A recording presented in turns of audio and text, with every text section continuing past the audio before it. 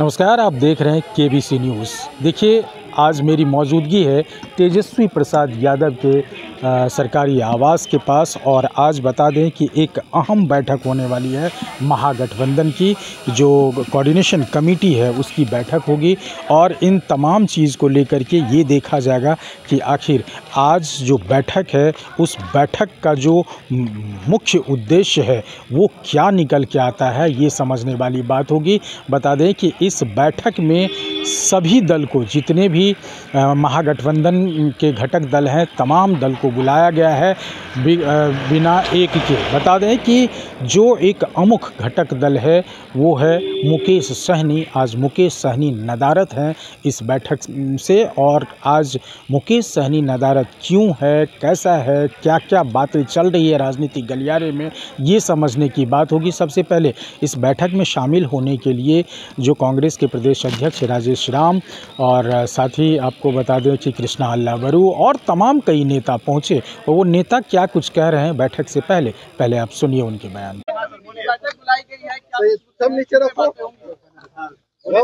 जी, आज बिहार के इंडिया गठबंधन दलों की बैठक है।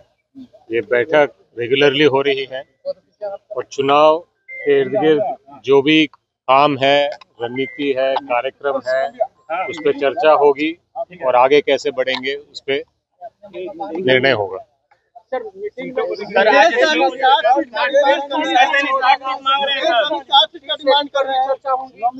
हर मुद्दे पे चर्चा होगी, सीट शेयरिंग से लेकर कैंपेन से लेकर आगे रणनीति किस चीज पे कैसा करना है, सब चीजों पे चर्चा होगी और जैसे जैसे निर्णय होंगे आपको जरूर बताएंगे।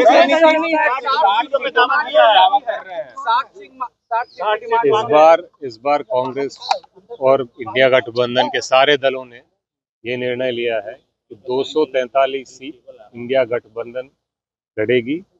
जो भी उम्मीदवार जिस सिंबल से भी लड़ेगा वो इंडिया गठबंधन का उम्मीदवार होगा और सारे पार्टी के नेता और कार्यकर्ता उस उम्मीदवार के लिए उसी मजबूती से काम करेंगे।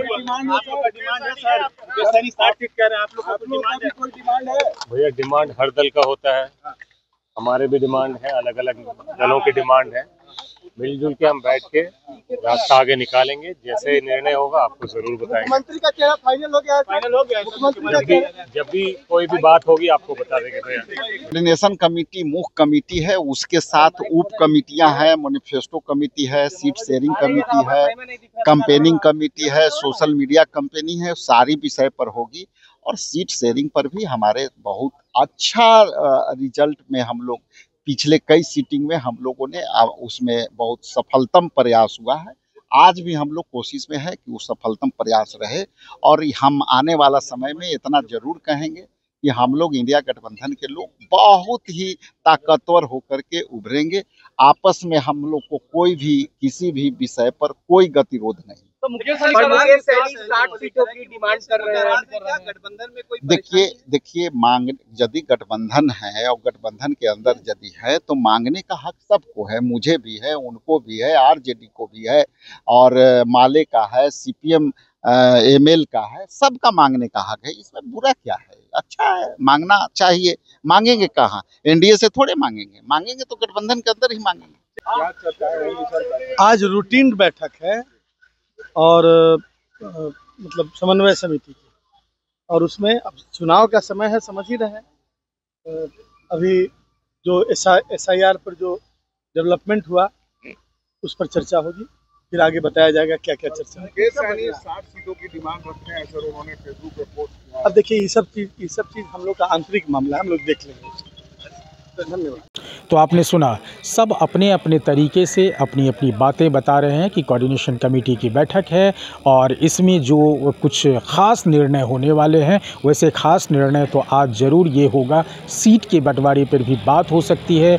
मुकेश सहनी भी एक केंद्र में है, उनकी जो नाराज़गी है, उनकी जो रूठने की बात है वो भी समझ में आएगी कि आखिर वो रूठ क्यों रहे हैं।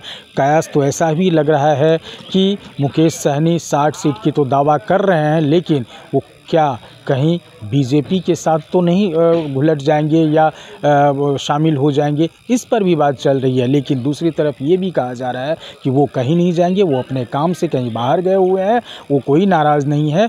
लेकिन ये एक बड़ी बात होगी आज की बैठक में, ये भी मुकेश सहनी भी एक मुद्दा होगा। लेकिन साथ में ये भी देखना होगा कि सीट शेयरिंग की अगर बात होती है तो कितने पर कौन घटक दल खड़े होते हैं। इसमें तमाम ऐसे घटक दल हैं जो अपनी अपनी आकांक्षाएं लेकर के, अपनी अपनी बातों को लेकर के तेजस्वी प्रसाद यादव के पास पहुंचे हैं। और आज कोऑर्डिनेशन कमेटी में कोई अहम मुद्दे पर एक निराकरण जरूर होगा। वो देखना होगा कि आखिर शाम में इसका निर्णय क्या निकल के आता है इस बैठक का। अमलेश आनंद, KBC न्यूज़, पटना।